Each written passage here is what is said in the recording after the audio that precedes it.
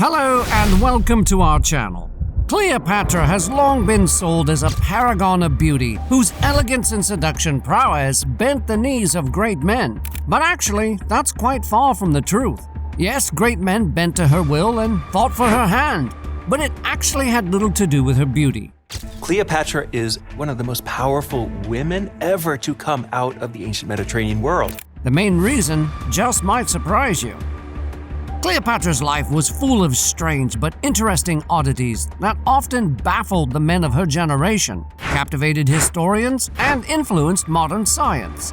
In today's video, I'll take you on Cleopatra's weird, wonderful historical journey, where you'll gain great insights into the nutty history of the most enigmatic queen of Egypt. Let's begin with the elephant in the room, shall we? Cleopatra's beauty.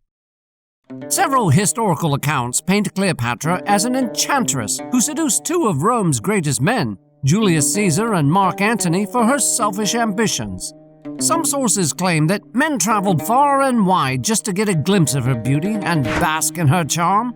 She was portrayed as a sly, cunning, and depraved sensualist who only indulged men in their deepest carnal desires.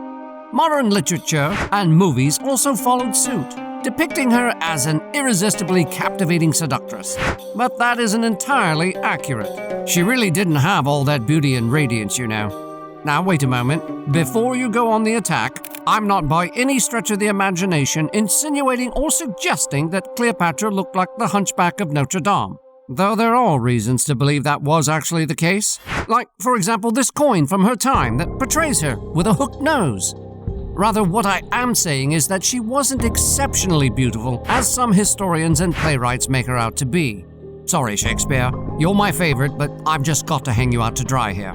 Cleopatra did have decent looks, nothing too extraordinary, but what made her presence charming was the way she dressed. The Queen of Egypt knew the phrase, "dress how you want to be addressed," centuries before the quote was ever coined, and she always dressed the part. Her fashion sense was said to be ahead of its time, with each piece of clothing she put on to be calculated to suit a certain agenda. Cleopatra did have a specific but detailed dress code for each country she visited. For example, when she was in Rome, she chose a more conservative outfit to match the traditional culture of the nation. However, being the fashionista that she was, she would still tweak the clothing to make a bold and dramatic statement. However, in Egypt, she liked to depict herself as the goddess Isis, dressing in elaborate costumes and adornments that would lift her up to godlike status in the eyes of her people. So enchanting was her fashion choice that her citizens began to blur the lines between myth and reality, believing she was Isis in human form. So as for the claims of being a seductress, that was pure Roman propaganda, because they were pained that a woman could rule the hearts of two of their greatest heroes. Unfortunately, the rest of the world caught the Roman propaganda fever as well, which has trickled down to this generation. But the Romans weren't entirely wrong either. After all, every propaganda has some grain of truth in it. You see, Cleopatra's life was so conflicting that it's quite difficult to separate fact from fiction. She was known to take great care of her hair and skin. Her beauty routine included hours, sometimes days, of mixing oils and perfumes and other substances to enhance her physical appearance and appeal. She even had a catalog of cosmetics and beauty routines called the Cosmeticon. Open the pages of the Cosmeticon and you'll stumble across recipes for Cleopatra's face mask, which involved honey and grapes. But the one that is quite weird, if you ask me, is the application of donkey milk and aloe vera to moisturize the skin. Okay, aloe vera does have some moisturizing qualities, but donkey milk? You mean milk from this guy? So I did a quick search and was amazed at the numerous benefits of donkey milk to the skin. You won't be wrong to think that Cleopatra was ahead of her time. Oh, and did I mention that Cleopatra had a recipe that detailed how to treat baldness and hair loss? Though I can't vouch for the efficacy of her methods, as a history guy, I can confidently say that her procedures have influenced modern fashion and science. But beauty and fashion were just a fraction of what Cleopatra was made of. The Queen of Egypt was more brains than charm, which was evidenced by the sheer number of subjects she mastered. The average person can study and master up to 4 subjects, which makes Cleopatra's achievements somewhat weird but laudable. According to scholars, she studied architecture, alchemy, medicine, magic, maths, toxicology, and philosophy. As if mastering these subjects wasn't enough, the Queen of Egypt studied and spoke 9 languages fluently. And here I am lucky to be able to just master 1. This weird feat explains why men visited her from far and wide, not necessarily to gaze upon her famed beauty, but to feast upon her wisdom and even engage her in philosophical debates. Her dexterity in languages, coupled with her expansive knowledge, helped her navigate international politics with ease. Her knowledge of Latin enabled her to convince Julius Caesar to aid her to wrestle power from her brother husband, Ptolemy XIII. Yes, you heard that right. Brother and husband. That's another weird fact about Cleopatra. Now, I admit that incest is weird by today's moral standards and laws. I mean, look at what happened to the Whitakers in the US.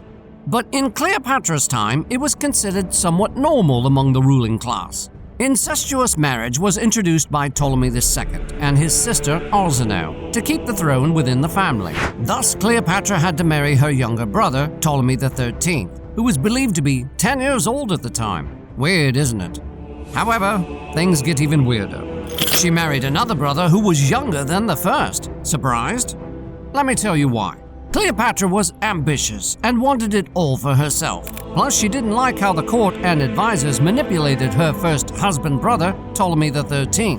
Thus, she tried to wrestle the throne from him, and this began several years of civil war. Unfortunately, Ptolemy defeated and chased her out of Egypt with her tail between her legs. But Cleopatra was not one that would give up quite so easily. Battered and wounded, Cleopatra sought help from Julius Caesar in one of the cleverest but weirdest ways ever. Julius Caesar, the ruler of Rome, had paid a visit to Ptolemy XIII, and Cleopatra needed to see him badly, but doing so in the full glare of her brother and his troops would have been the end of her.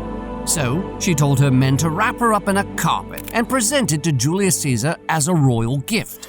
You can only begin to imagine the surprise on Caesar's face when he unwrapped the finely knit Egyptian carpet, only to discover a voluptuous woman wiggling her waist at him. Cleopatra was able to convince Julius Caesar to help her fight her brother and regain control over Egypt. Some sources claim Cleopatra seduced Caesar because she later on had a son with him, while others believe she used her intelligence.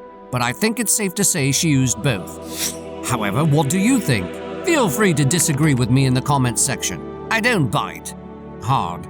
After fighting and defeating her brother-husband, Ptolemy XIII, Cleopatra married her younger adolescent brother, Ptolemy XIV. Nope, both brothers didn't have children with her, so you can rest easy. Though she didn't have any problems with Ptolemy XIV and his courtiers, the king passed away under mysterious circumstances, with many pointing fingers at Cleopatra.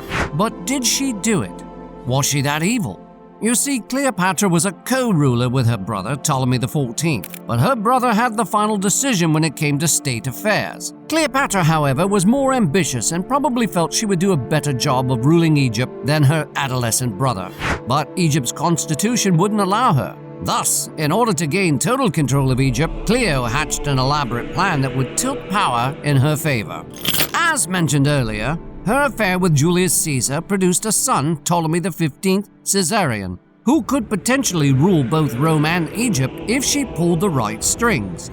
Now, let me simplify Cleopatra's weird but interesting plan so you don't get lost. Cleo's son, Caesarion, could become head of the Roman Republic through his father, Caesar. If this ever happened, Cleopatra would become the ruler of both Egypt and Rome through her son, Caesarion, who was already ruling Egypt alongside her. So, to make her plan work, she allegedly eliminated her brother-husband, Ptolemy XIV, in the most subtle of ways, leaving behind no clues that could be traced back to her. According to some sources, she used her skills in toxicology to compose a deadly poison that eliminated her brother. So subtle was the poison that post-mortem analysis couldn't find the cause of his death. Yes, ancient Egyptians were among the first civilizations to introduce autopsy to the field of medicine. Though Cleopatra succeeded in making Caesarion rule Egypt, her plan to make him head of Rome failed miserably when Octavian, another man vying for rulership of Rome, defeated her.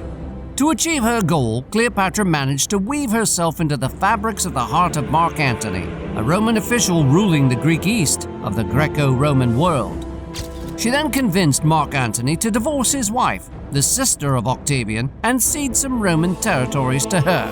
When Octavian discovered Cleopatra's plan, he declared war on her and eventually defeated her, forcing our beloved enigmatic queen to die by one of her own concocted poisons. Some scholars claim that she was bitten by an Egyptian cobra, also known as an asp. Whatever mode she chose, one thing is certain: Cleopatra left this world on her own terms. Which now brings us to the end of this historical overview of Cleopatra's life. If you've enjoyed this weird history, then subscribe to our channel and hit the notifications icon for more entertaining and educational videos such as this. Thanks ever so much for watching.